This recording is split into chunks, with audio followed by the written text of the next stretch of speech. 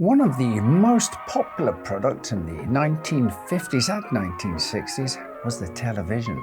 Between 1949 and 1969, the number of households in the US with at least one television set ballooned from less than 1 million to over 44 million. By 1970, 96% of homes across the country had at least one TV. The television industry was, like most everything else, entirely dominated by men. Men produced, directed, and cast. They took on award-winning roles. They made the decisions and called the shots. Females were sidelined, cast for their looks, and rarely seen as capable of acting in a comedy.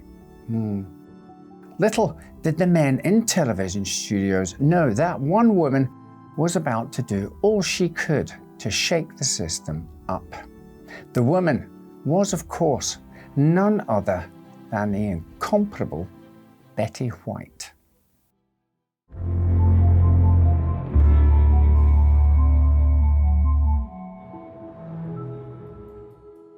Betty Marion White was born on January 17, 1922 in Oak Park, Illinois. Betty was the only child of Christine Tess and Horace Logan White.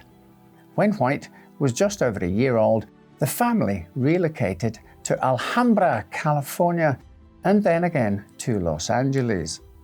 The Great Depression did not leave the White family unscathed, and Betty's father worked to make extra money by building and selling crystal radios. Since few people had cash, Horace White was known to trade his radios for other goods, including dogs. White attended Horace Mann Elementary School in Beverly Hills before graduating from Beverly Hills High School in 1939. Her family took frequent trips to the Sierra Nevada throughout her childhood, sparking in Betty a lifelong fascination with wildlife. White initially dreamed of being a park ranger, but had to reassess after learning that women were not allowed. Instead, White pursued a secondary interest in writing, crafting the script for a lead part in a graduation play, which led to discovering an affinity for performing. Following her graduation, White set out to find a place for herself in the world of acting, and within months had made her first television appearance singing part of The Merry Widow with a classmate. She also tried modeling and had just taken a job at the Bliss Hayden Little Theatre when the US entered World War II.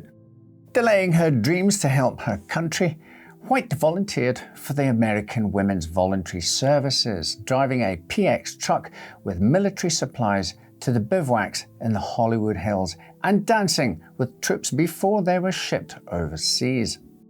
It was here that she met her first husband, Dick Barker of the US Army Air Forces. After the war, the pair married and moved to Ohio, where Barker owned a chicken farm. Unimpressed with the simple life, Betty pushed for a move back to LA, and they divorced within a year. White got right back on the Hollywood beat, making the rounds to movie studios searching for roles. She met and married Hollywood agent Lane Allen, but the couple divorced soon after, disagreeing on Betty's desire to pursue a career instead of having children. She was turned down repeatedly for not being photogenic and shifted her sights to radio, where her appearance wouldn't matter. She landed a few jobs reading commercials, doing bit parts, and making crowd noises. Her willingness to do just about anything for little or no pay landed the actress her own radio show in 1949, The Betty White Show. 49 proved a prosperous year for Betty, as she also began appearing as co-host with Al Jarvis on his live daily TV show, Hollywood on Television. After Jarvis left in 1952, film star Eddie Albert took over hosting alongside White, but he found it hard going and left 6 months later, leaving Betty to helm the show by herself. It's believed this made her the first solo female talk show host. It wasn't an easy gig. 5.5 hours of live ad-lib entertainment each week. She would later say of her experience with Hollywood on television, "It was like going to television college. You don't get that kind of experience today." Television College earned her an Emmy Award for Best Actress on Television in 1951. As if performing 6 days a week on live TV wasn't enough, White also co-founded Bandy Productions in 1952. Alongside George Tibbles and Don Fedderson, together they created new shows expanding on sketches and characters from Hollywood on television. White herself starred as the title character in her company's production of the comedy Life with Elizabeth, which earned her an LA Emmy Award. The show was nationally syndicated, making White one of the first female producers in Hollywood. In 1952 until 1954, White also hosted and produced her own daily show, The Betty White Show on NBC. She enjoyed creative control over the series and hired a female to direct. White's show featured a black performer, the extraordinary tap dancer Arthur Duncan, for the first time in American variety television. The move was not without criticism in Jim Crow-era America, and local stations threatened to boycott the show unless she removed Duncan. White's response was calm. "I'm sorry. Live with it." She then proceeded to give Duncan even more airtime. The Betty White Show ultimately became the victim of repeatedly changing time slots and was eventually cancelled.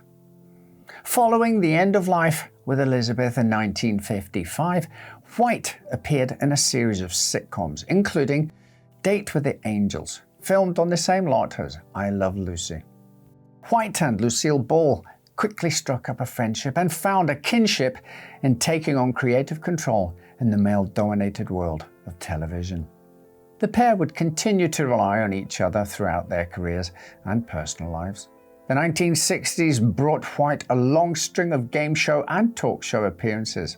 Jack Parr's The Tonight Show, Password, What's My Line, To Tell the Truth, I've Got a Secret, Match Game, Pyramid, The Tonight Show with Johnny Carson.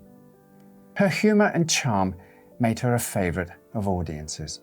She married Alan Ludden, host of Password, in 1963. She turned down another proposal though. NBC had offered White an anchor job on their breakfast television show, Today. White had no desire to leave California for blustery New York though, and the job went to Barbara Walters instead. White did accept what would become a 19-year run as hostess and commentator on the annual Tournament of Roses parade broadcast on NBC. In the early 1970s, White produced and hosted The Pet Set, highlighting celebrities and their pets. She also took on membership of the board of directors of the Morris Animal Foundation, a position she would retain for most of her life.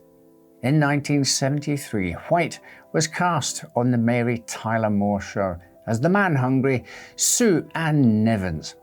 The role gained White her second and third Emmy Awards, and she would remember it as a highlight of her career, despite hating the icky, sweet femininity of her character. The job also cost her the gig as parade host with NBC, noting that she was now too closely identified with CBS. White told People, "It was difficult watching someone else do my parade, but she got the last laugh when she started a 10-year run as the hostess of Macy's Thanksgiving Day Parade." Betty's third and final husband, Alan Ludden, died from stomach cancer on June 9, 1981. White firmly decided she was done with the marriage business, telling Larry King, "Once you've had the best, who needs the rest?" When asked by James Lipton what she would like God to say to her when she arrived in heaven, White answered, "Come on in, Betty. Here's Alan." Following the end of the Mary Tyler Moore Show, White undertook a brief revival of The Betty White Show. appeared on The Carol Burnett Show, and began guest starring in several made-for-TV movies and mini-series. 1983 brought White a historical Emmy win, the first woman to win a Daytime Emmy Award in the category of Outstanding Game Show Host for her work on NBC's Just Men. After a brief stint on Mama's Family, White landed what would be the best remembered role of her career: sweet, naive Rosen Island on NBC's The Golden Girls. Producers originally wanted White for the role of the sexually ravenous Blanche, with Rue McClanahan as Rose, but the director of the pilot episode asked them to try switching roles. The rest is history, with White going on to be the only one of the series' lead actresses to be nominated for an Emmy all 7 years that The Golden Girls aired. White had a notoriously difficult relationship with her co-star Bea Arthur on and off set. But the actresses both went on to say their experience on the show was a positive one, and that they had great respect for each other and their achievements made as an ensemble cast. When Bea Arthur passed away in 2009, White said, "I knew it would hurt. I just didn't know it would hurt this much." The Golden Girls ended in 1992 after Arthur announced her decision to leave. White, McClanahan, and Estelle Getty reprised their roles in the Golden Palace spin-off, but the series only lasted one season. Afterward, White guest starred on several series such as Suddenly Susan, The Practice, and Yes Dear, all of which won her Emmy nods. In 2005, she began a recurring role in Boston Legal, and in 2006, she joined the cast of the soap opera The Bold and the Beautiful. White was introduced to a new generation when she starred opposite Ryan Reynolds and Sandra Bullock in the romantic comedy The Proposal, winning hearts as a free-spirited grandmother. The role inspired a Snickers ad campaign starring White, which won the top spot on the Super Bowl ad meter in 2010. A grassroots Facebook campaign made Betty White the oldest person to host Saturday Night Live in 2010. The gig earned her yet another Emmy. The same year, White took on the role of house caretaker Elka Ostrowski in TV Land's Hot in Cleveland, which ran for 6 seasons.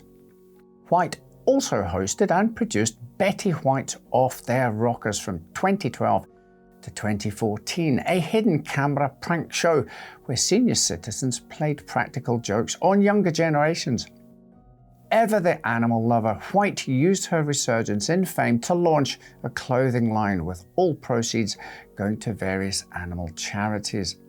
She nabbed a Grammy in 2012 for Best Spoken Word Recording for If You Ask Me, won the UCLA Jack Benny Award for Comedy, and was roasted by the New York Friars Club.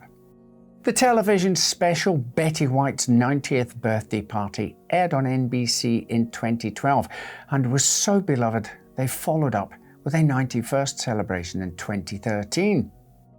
In December 2021, it was announced that a new documentary-style movie about her, titled Betty White, a celebration, would be released on her 100th birthday.